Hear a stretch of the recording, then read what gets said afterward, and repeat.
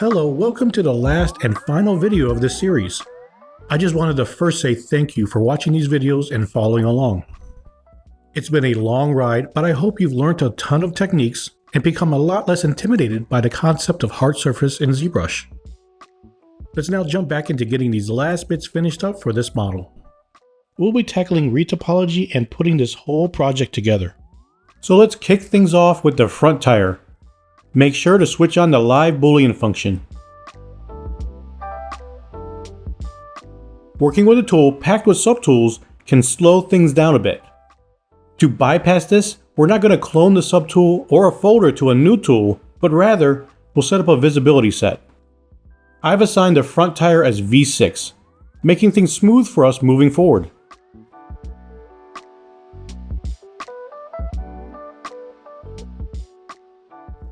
The treads are in array mode for now. They're not real geometry yet, but that's okay. Just hit Boolean with dynamic subdivisions in the gear from the folder.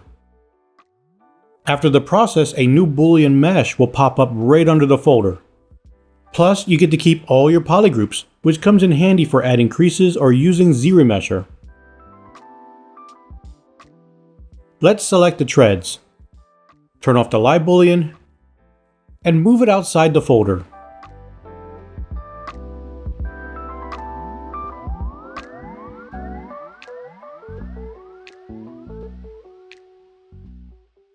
Let's go ahead and choose QMesh Polygroup All and move it near the tire. Try to get the edges and vertices as close to the tire as possible. Here's the fun part. We're going to use the pre-existing geo from the tread from our manual retopology. Since array mesh is still on, a lot of the work is automatically done for us. One of the cool things about running the Boolean process through the folder is how it doesn't mess up the original elements. Now you might be asking, why manual retopology? Why not use ZRemesher? Well, here are a few reasons why. First, manual retopology can give you a cleaner and more efficient geometry. You have total control over edge placements to maintain the crisp corners and flat surfaces. Second, manual retopology lets you command the flow of your geometry, matching the design you're after. For instance, you can control your edges to follow a specific pattern, either to support certain features of your model or to ensure correct deformation. This control also lets you create optimal topology for any further detailing or sculpting work.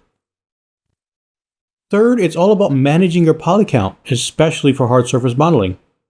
You have the flexibility to decide where to add more detail and where to simplify, keeping your model lightweight without skimping on the quality.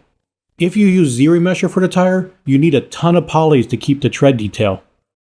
And last, manually retopoing your models is like solving a fun puzzle. It deepens your understanding of the model's form and structure. You'll have to think about the underlying geometry and its contribution to the overall shape and silhouette. Yes, it may be a bit time-consuming compared to auto retopology tools, but the control and learning you gain are totally worth it. So in a nutshell, manual retopology gives you immense control and results in efficient, cleaner models that behave exactly like you want.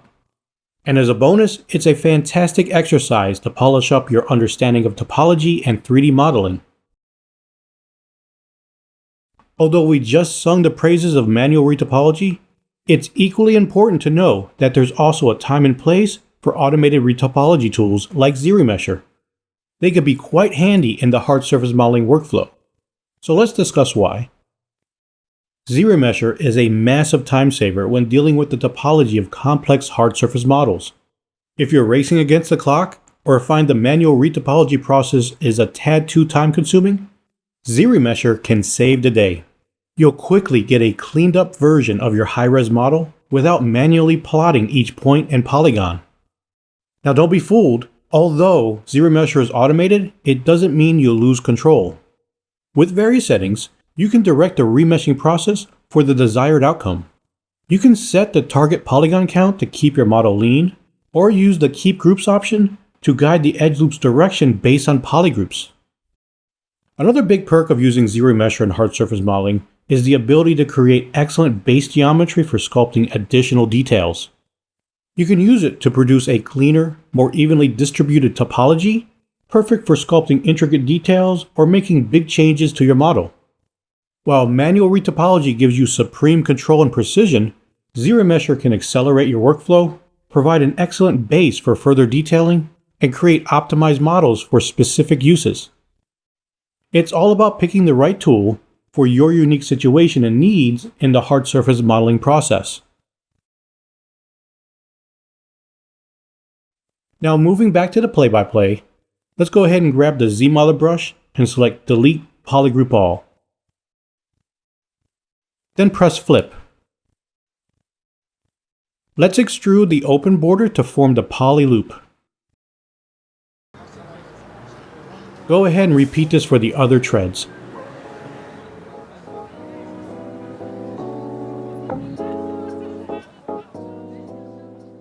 A neat trick I often use when doing manual retopology with the ZBrush is the Project All feature. Just set the distance slider to 0.1 and press Project All.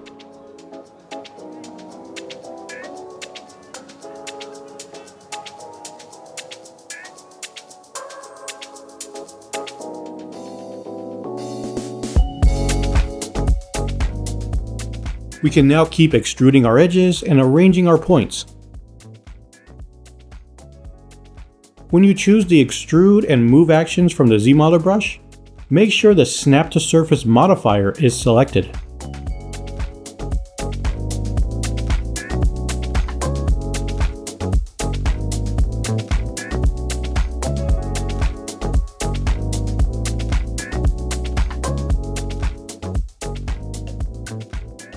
Go ahead and rinse and repeat for the other islands.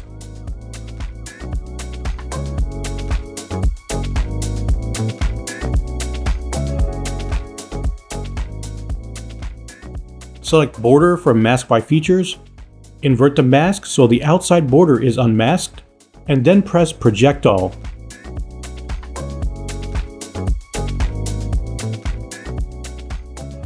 Now we can turn on transparency. We're going to start aligning the topology with the tire's top edge. When we start extruding around the tire, it will form a clean edge loop.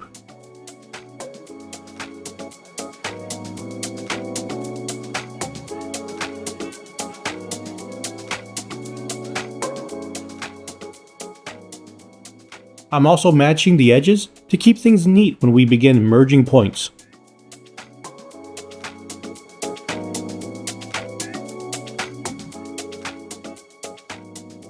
Now we can start extruding a single edge. The points of the new edge will automatically merge when they get close to the other points.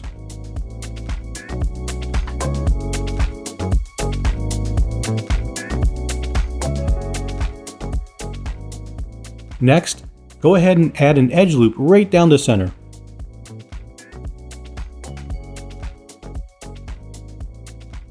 Unmask the edge loop and then click Project All. The reason behind adding an edge loop is to maintain evenly spaced borders as much as possible, which helps in the shading of the tire.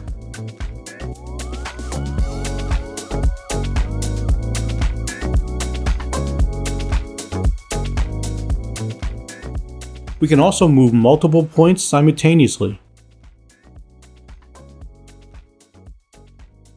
Go ahead and unmask them and then press Project All.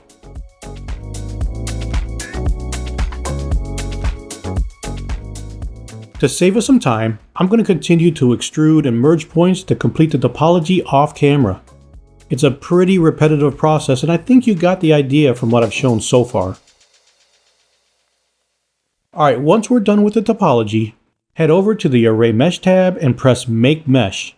Then go ahead and weld the points. I'm going to turn off Fill and the Polyframe button so we can get a better look at the topology. But do remember, do not hit Ctrl W during the Retopo stage. Those polygroups will be super useful for creasing. Now switch on Dynamic Subdivision and check out the high-res preview. For the rear tire, just rinse and repeat what we did for the front tire. It's the exact same process. Now let's shift our attention to the front disc brakes. I've created a visibility set for this to make the canvas run smoother. Turn off the visibility for the brakes and the inner brace.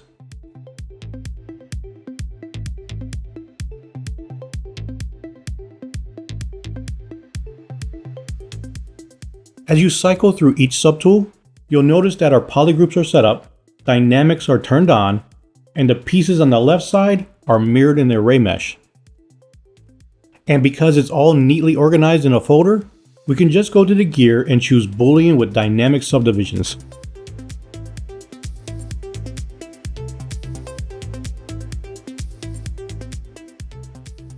Now go ahead and click on the subtool just below the folder and turn on the poly frame to check out the geo and poly groups. Use Ctrl and Shift to select a little piece of the inner brace, then press Ctrl Shift A to grow all. After this, press Split Hidden so we can zoom in on one piece.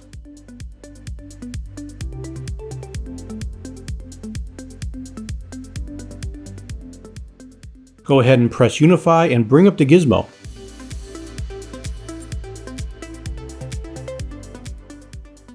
Alt-click on the edge in the middle and press Reset Mesh Orientation, which is the circle arrow icon.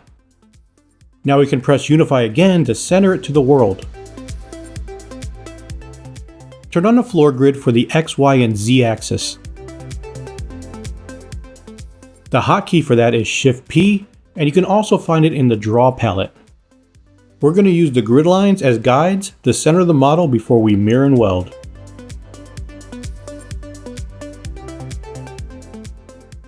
Weld it in the X-axis and then in the Y-axis.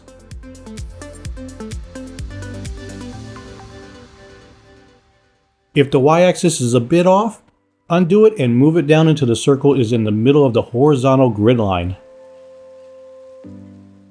Then weld it in the Y-axis again.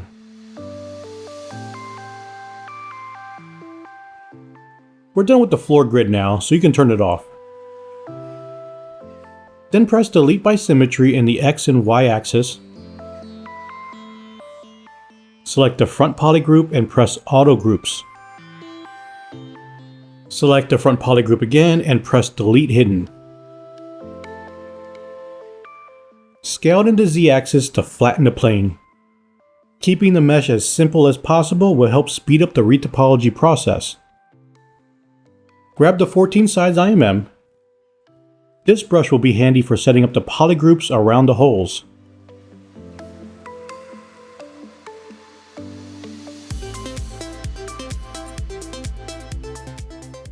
Hold Ctrl and move with the gizmo to duplicate.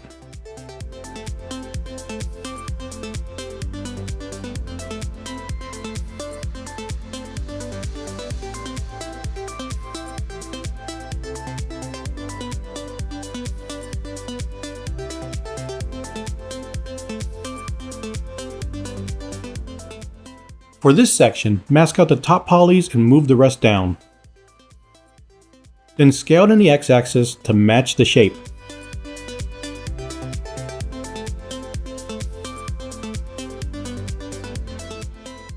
Select the reference topology and press Split Hidden. Then go ahead and press Auto Groups. Control and click with the gizmo to unmask, then Control and move to duplicate.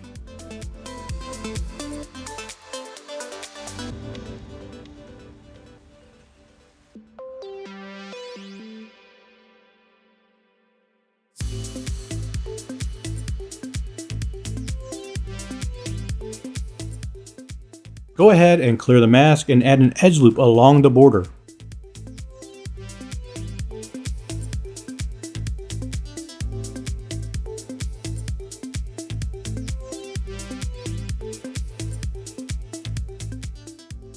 Now we can add in a few edge loops to quad it up. Select Delete Poly Loop, then Delete Island.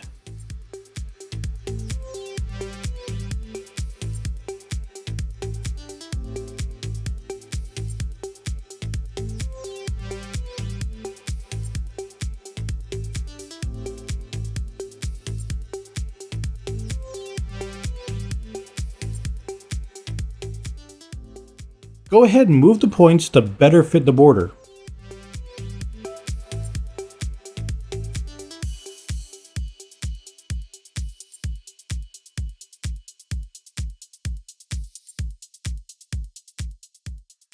Then press Project All. And finally press Ctrl W to group visible. As we move forward with Retopo, I want to really explain what retopology is and why it's done. Retopology, often referred to as Retopo, is a process used in 3D modeling to refine and optimize the topology of a 3D mesh. The term topology in 3D modeling refers to the organization and layout of vertices, edges, and faces of a 3D object to form polygons, typically quads, which is a polygon with 4 sides, that smoothly wraps around the surface of an object. The layout of these polygons is super important because it impacts how the model changes shape, like when it's animated or sculpted. ZBrush is especially known for its sculpting capabilities, which allows for an intuitive, artistic workflow. You can start with a basic shape and refine it, adding details until it looks exactly how you want. However, this often results in models with very high polygon counts and irregular polygon flow, which might not be ideal for certain downstream uses like animation, game engines, or offline rendering. So here's where retopology for hard surface modeling comes into play. Hard surface modeling usually represents man-made objects such as vehicles, buildings, props, machinery, or any object with hard, non-organic shapes. These models often have specific, uniform, and intricate details, like the clean lines of a vehicle or the precise detailing of a mechanical part. When you're doing hard surface modeling in ZBrush, retopology allows you to keep control over these precise shapes. Instead of dealing with irregular polygons that result from digital sculpting, you can create a new mesh with controlled, even distribution of polygons. This way, you can keep those crisp edges and intricate details that define hard surface models. Retopology is also crucial when you're creating models for animation or games.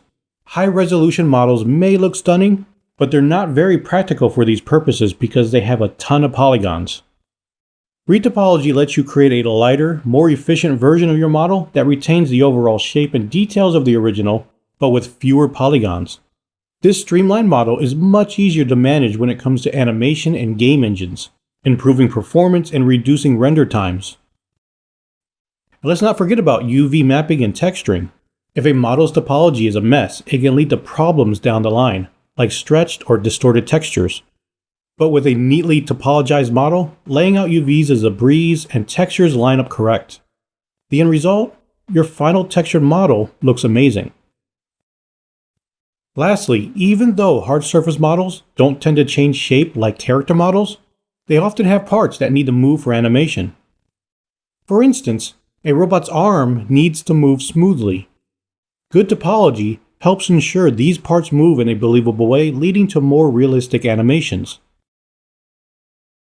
So to sum it up, retopology is the key to transitioning from a high-detailed sculpt to a functional, practical 3D model that is ready for animation, game engines, or further detailing. Alright, here's our finished topology. The focus here was to ensure smooth edge flow around open borders and to keep the size of the quads pretty consistent. Let's go ahead and weld this on the x-axis. Now press weld points with the weld distance set around 2. Next, let's do the same for the y-axis. Go ahead and select QMesh Polygroup All. Then press Flip. Now we want to press QC40.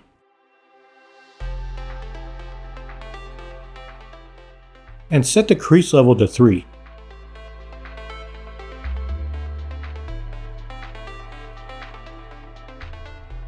Use the Transpose Poly Loop to unmask it. Then run a Polish by Features to even out the spacing of the edges. Choose Inset Polygroup All, then press Crease PG. With QMesh Polygroup All selected, hold Shift to create a bevel.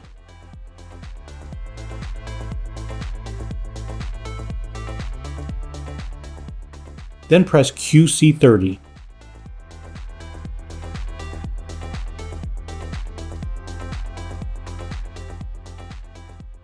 We've already done some manual retopology, So let's give ZBrush a spin now.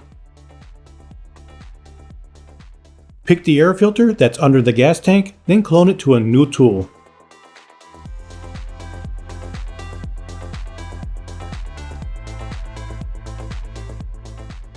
Grab the slice curve brush and introduce a new polygroup at the bottom.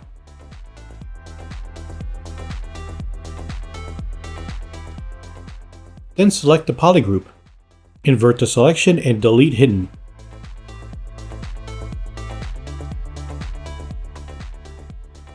Then go ahead and add 2 more polygroups.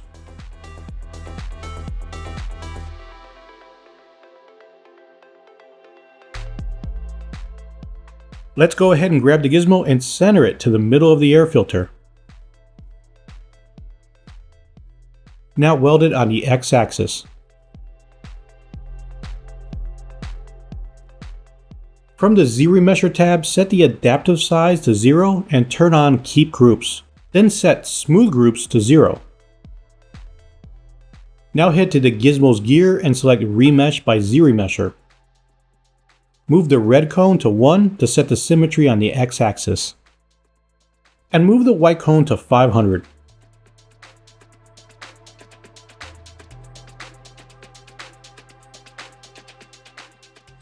The polygroup flow is a bit off here. My slicing work could have been better. But no worries, we'll just go back to the gear, press delete, regroup everything with Ctrl W, and start fresh with the slice curve brush.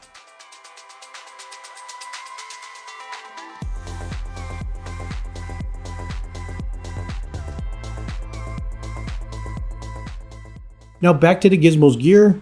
Let's give Remesh by ZRemesher another shot with 500.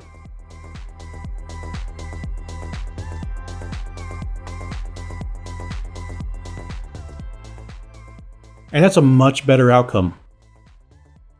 Return to the gear and press accept to seal the deal. Now turn off double. For the edge action, choose close. For the target, select convex hole and straight lines. And for the modifiers, select polygroup flat. Inset the flat island and press crease PG and turn on dynamic.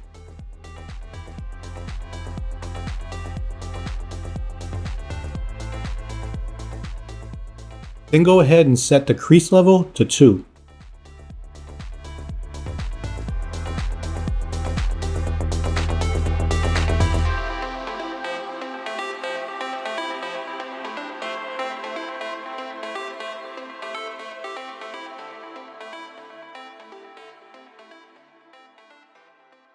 Sometimes vehicles will have decals or a different material that's easier to model in than to texture. And that's what I did for these small strips. Let's go ahead and do a quick demo on the rims.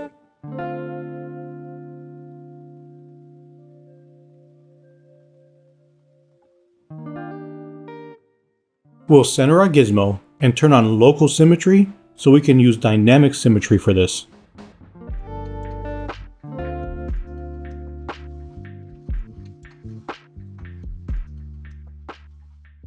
Q-mesh the poly loop while holding Control to extract it. Then Q-mesh it again to give it some thickness. Now select our rings and split hidden.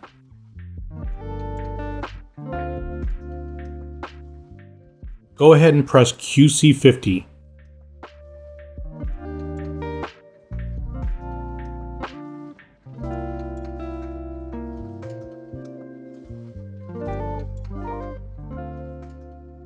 Q-mesh the poly loop while holding Shift to switch it to a move operation.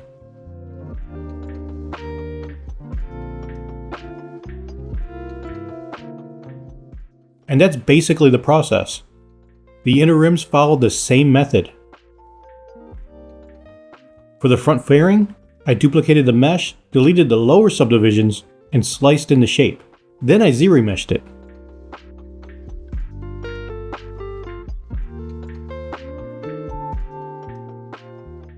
And I also followed the same process for the sides.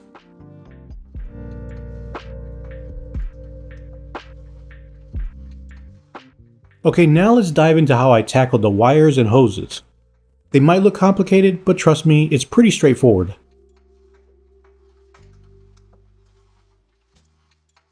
Let's create a new tool. Open up the gizmo, and from the gear, pick Cylinder 3D. Go ahead and set the V divides to 100 and scale it out along the Z axis. Again, from the gear, select the bend curve. I like to start with 3 points and lay out a basic position.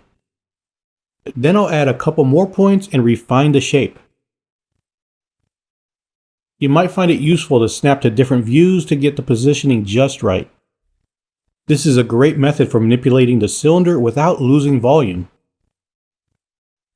Each point will feature one orange cone and 2 white cones.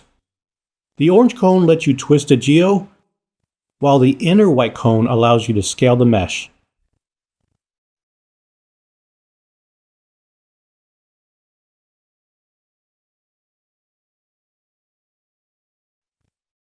The outer white cone is for squeezing the mesh, and the direction of the squeeze depends on whether you push the cone out or pull it in. We covered this in depth in an earlier video if you're interested to know more about the bend curve modifier. But let me show you another neat trick. Open up the polyplane from the gear, set the Y divides to 100, and scale it along the Y axis.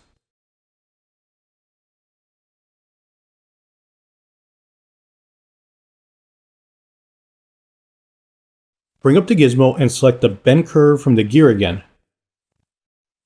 Shape it however you like. Maybe we'll have it hanging down.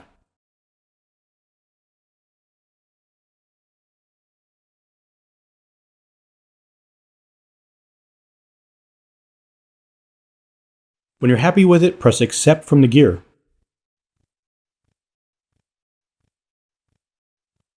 Now select Insert Multiple Edge Loops and make alternate polygroup the selection for the modifier.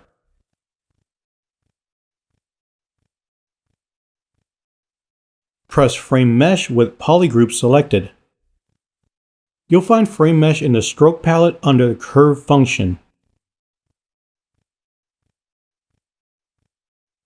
Next, select the Curve 2 brush and adjust the brush size as you see fit.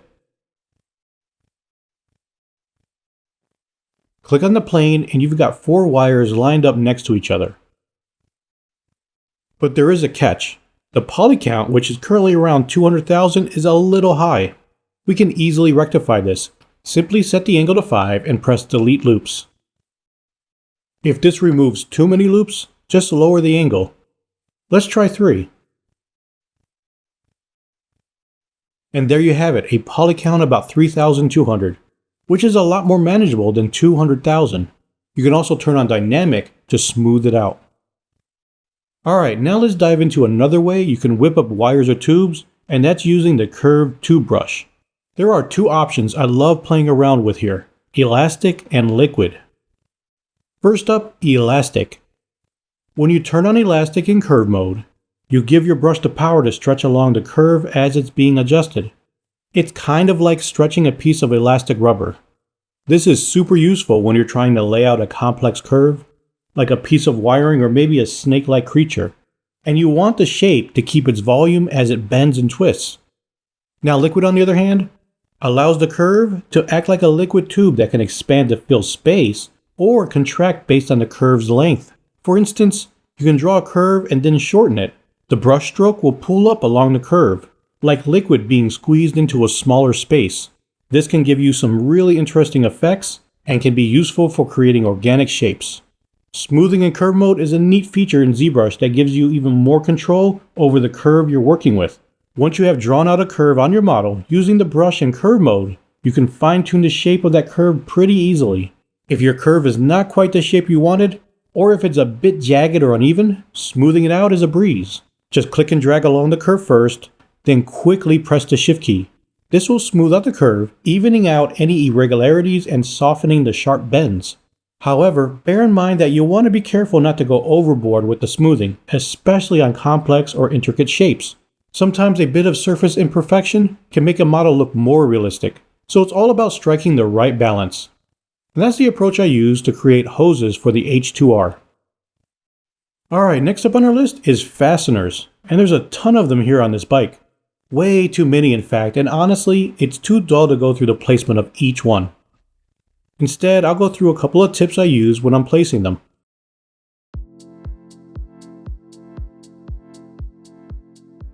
First, let's start with a fresh tool. Bring up the gizmo and from the gear, select the polyplane. Then press Unify. I'll bring up my custom fastener IMM brush, a collection of about 300 fasteners I've made over the years in ZBrush. It's my go-to for all my hard surface projects. If you're interested in getting your hands on it, I'll drop a link in the description. Let's go ahead and grab a Phillips head screw for now.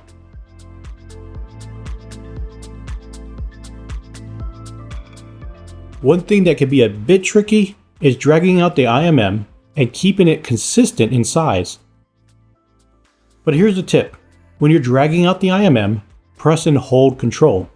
That will snap it to your brush size. So if I lower the brush size and drag it out with Control, it'll snap to the size of the brush. Also, if you don't let go, it'll keep that size and you'll be able to rotate the IMM.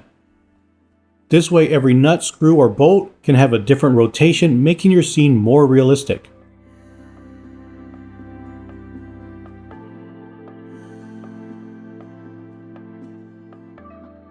Let's go ahead and backtrack a little and scale out the plane in the x-axis. Another feature I love to use is interpolate. This is tucked away in the stroke palette. So let's say I place 2 screws on opposite sides of the plane.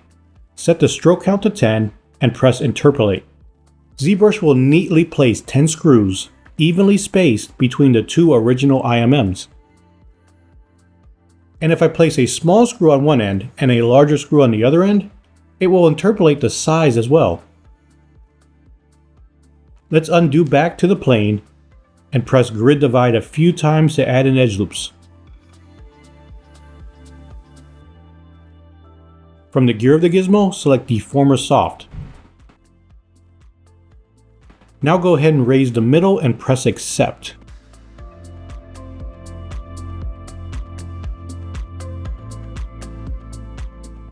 Let's try the same thing, but now on a curved surface.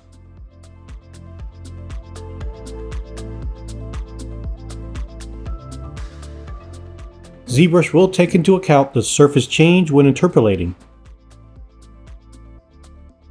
So when you draw out your 2 IMMs, it'll snap it to the surface based on the camera angle. So for the best results, snap it to a good view first, and then draw out your IMMs.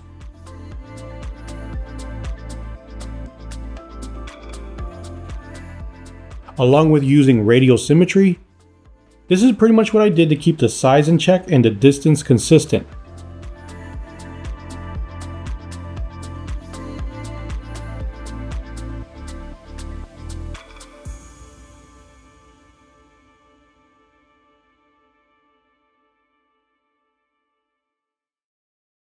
And finally, the last thing I tackled on this motorcycle was the text.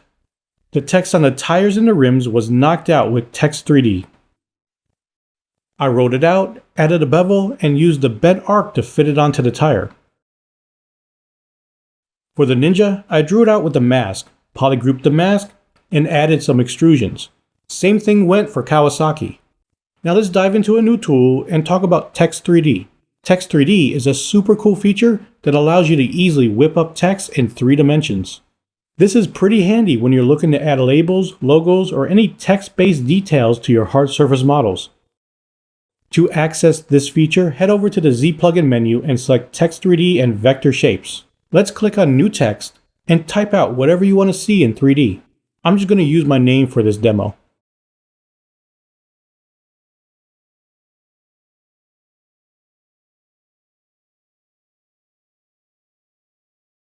A little tip I usually follow is turning off adaptive. I generally prefer more topology in text, especially when doing close-ups. The extrusion setting helps decide how thick the text is. While spacing, adjust the distance between each letter or number. The bevel slider affects the bevel width, and increasing the bevel resolution adds in edge loops.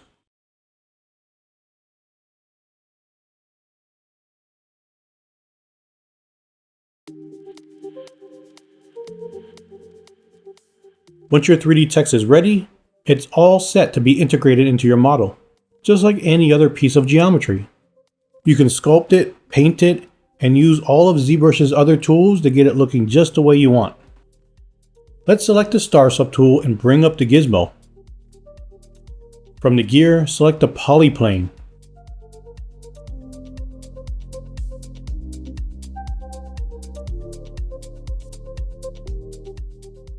Also, there's a list of fonts you can pick from even after making adjustments.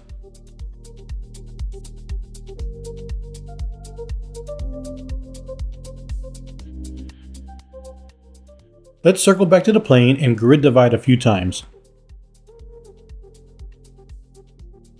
From the gear of the gizmo, select Deform or Soft.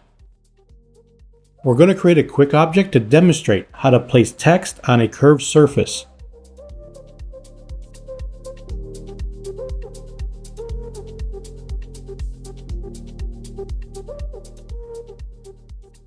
Press Accept to lock it in. Then use QMesh Polygroup All to add some thickness. Now press QC50. Unmask the front polys and run a Polish by Features.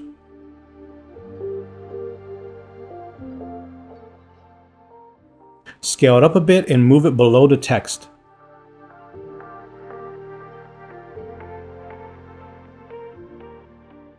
Select the text subtool and rotate it about 20 degrees.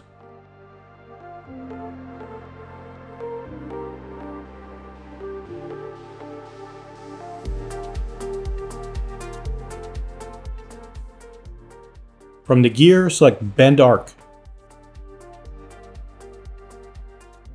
The green cone controls the arc, and the white cone adjusts the radius.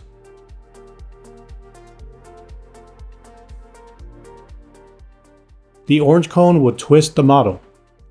Using the bend arc, you can get it pretty close. However, if you need to get it perfectly aligned to the surface, here's a neat trick. Let's backtrack a bit to before the bent arc was applied.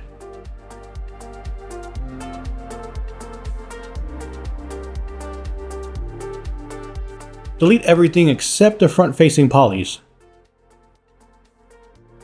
Snap it to the top view and press B to bring up the brush menu.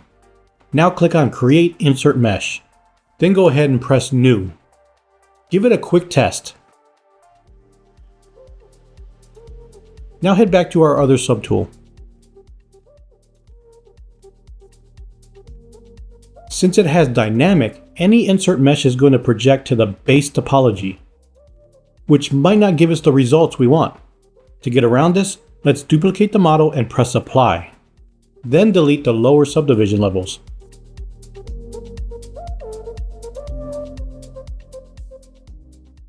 For this to work properly, first we need to go to the Brush palette and open up the Modifiers tab. Slide the projection strength all the way to 100. This is going to help the insert mesh follow closely to the existing form of your model.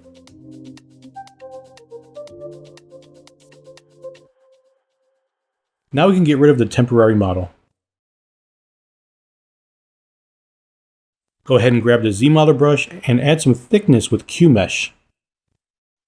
We can now bring back our original model, the one with dynamic turned on, and the text sits perfectly flush with the surface. Let's inset with Polygroup All, then QMesh Polygroup All. Now you'll see the text has depth and is nicely integrated with the model. That's the technique I use for perfect alignment of the text on a curved surface. As you can see, a bit of adjustment here and there, it can really make the difference in achieving that extra level of realism in your model. And there you have it. We have successfully worked through all the stages of modeling a Kawasaki Ninja H2R. We've unpacked ZBrush's hard surface capabilities, ranging from aspects like polygroups, Dynamesh, and ZModeler, right through to more advanced components like the live Booleans and the power of the gizmo deformers. Along the way, we've tackled common challenges in hard surface modeling, like maintaining clean lines, precision, and managing complex geometry. We also saw how we could take advantage of features like dynamic subdivisions, creasing, and the invaluable retopology tools. Bear in mind, the journey to becoming a skilled 3D artist isn't about mastering one technique. It's about learning and mastering many techniques, then combining them into a cohesive workflow. It's kind of like building our Kawasaki Ninja H2R. It all comes together piece by piece. Take everything you've learned in this tutorial and continue to explore, experiment, and above all, have fun. Every project is an opportunity to refine your skills and develop your own personal style. Thank you so much for tuning in to this tutorial on hard surface modeling in ZBrush. I'll see you in the next one.